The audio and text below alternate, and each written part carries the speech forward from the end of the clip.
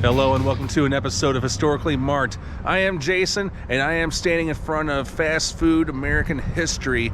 This is the world's first KFC in Salt Lake City, Utah. And there are a couple technical things about this. This is the first franchise KFC. Also, the original building is not standing here. It was replaced with the building behind me. It is a museum slash restaurant. I just had some food here and I'll definitely show you inside. There's plenty of cool memorabilia to see, and as well as some history about Colonel Sanders, as well as the guy who he sold his first franchise to, Fred Harman. I'll even show you the statue. So let's get rolling. So here it is, world famous chicken, KFC. Now, I mean, I can go on into the company's history and all that, but I can tell you, I mean, when I was little, growing up in the 80s, everybody called it Kentucky Fried Chicken. And that's what it was up until 1991. I was about 10 years old, and the company switched its name to the initials. So it has been that way since then, and it has been through a lot of owners. And so here is the statue of Colonel Sanders and Fred Harman. And apparently this lights up at night. I like to see this at night. But I think it's safe to say, after 40 plus years after his death, I think everybody still knows who Colonel Sanders was. And next to him, that's Fred Harman. And it looks like his glasses are, oh my gosh.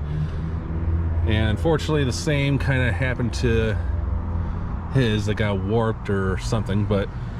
And I know he was a Mason. But still, I mean, this is a really cool piece of restaurant history that I'm looking at. And they're looking at their project, the Harman's Cafe, from their point of view. Here, I'll even stand next to them. Hey, what's going on, guys? So that is not the entrance. The entrance is actually right there.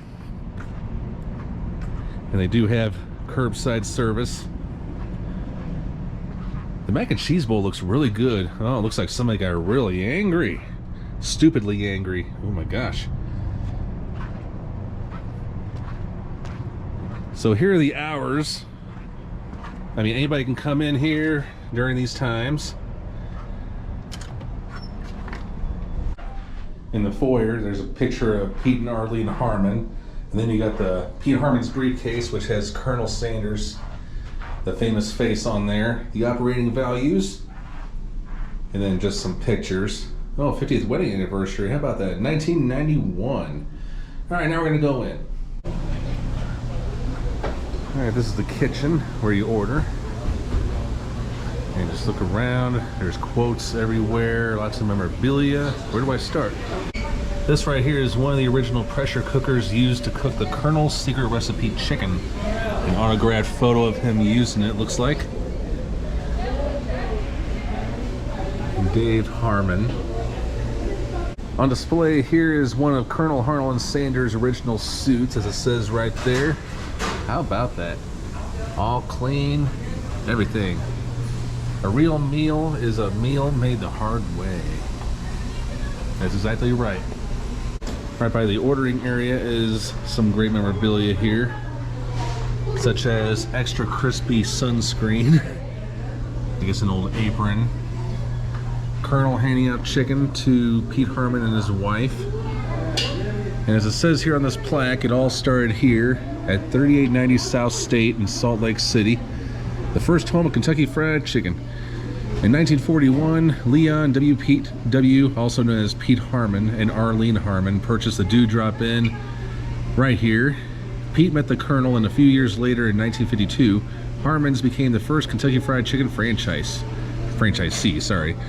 Pete's innovative ideas, charming nature, and love for the restaurant business here have resulted in Harman's Kentucky Fried Chicken restaurants growing from just one to over 300.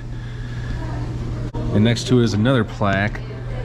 And the Dewdrop Inn, again, is where it all began in 1941. They purchased this hamburger stand, the Harmans did, in Salt Lake City, and for $700. It was ironically white with red trim around the windows. They only 8 bar stools, 5 booths, and a gravel drive-up and an outhouse. Outhouse, okay. Hamburgers were 2 for 15 cents and a draft beer was a dime. Oh my. But determined to make their restaurant a success, Pete and Arlene remodeled their restaurant several times and put, okay, doesn't even say, but in 1951 they tore down the original Dewdrop Inn, built a new restaurant in its place, and never closed for a day. This new restaurant continued the curb service, had an additional 100 seats inside, and announced a new name, Harman Cafe. The 50s were prosperous years for Pete and Arlene. Pete Harman met Colonel Harlan Sanders while attending a restaurant short course at the University of Chicago in 1951. The next year, on a trip to visit Pete and Arlene in Salt Lake City, Utah, the Colonel cooked them dinner at Harman Cafe. The entree of the evening was the Colonel's secret recipe for chicken, cooked under pressure with 11 herbs and spices, which to this day the public does not know. Pete and Arlene knew the dinner was something special, and they added it to their menu the next day, calling it Kentucky Fried Chicken. This is a rendering of the original Dewdrop Inn in Salt Lake City, as it appeared in 1941. So this was torn down in the early 2000s, I guess either 2003 or early 2004, but this was reopened in 2004, you know, to make this into like a museum slash restaurant. And these are all the awards. The Colonel Pop Socket, how about that? And here is a much bigger dining room than anyone would expect at a KFC. But like I said, this is a museum. Pepsi filling station. Ooh, they got the Sweet Lightning. I'm gonna try that. Mountain Dew. That's a banquet room right there, by the way. At 65 years young, I created my secret recipe. The getting there wasn't all gravy. These are all the professions that Colonel Sanders had before he went into the restaurant and people business, as he calls it. Okay, I don't know how true this is. There are over 4,000 statues of me in Japan. Okay. Maybe outside every restaurant, who knows. An old fan. Here's some cool lighting here.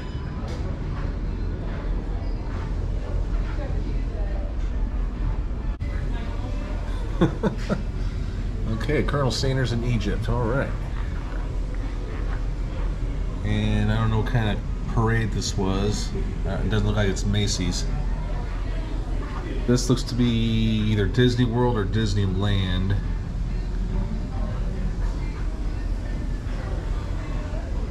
That looks like he made a new friend of that one. Nice little portrait of the Colonel. So some of these booths have like a lot of old photos and pretty much a lot of stories and historical stuff. Then again, there's some that don't.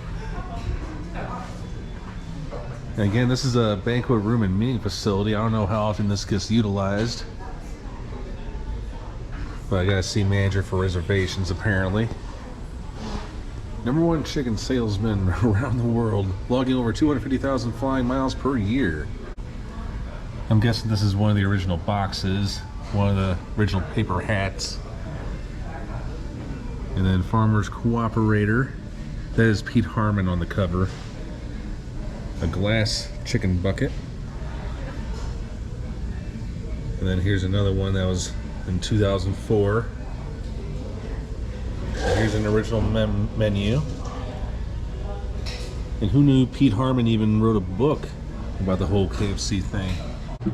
Alright, here's one I'm eating. I'm eating the 3-piece meal with mashed potatoes, coleslaw, biscuit, and of course one of their specialty cups.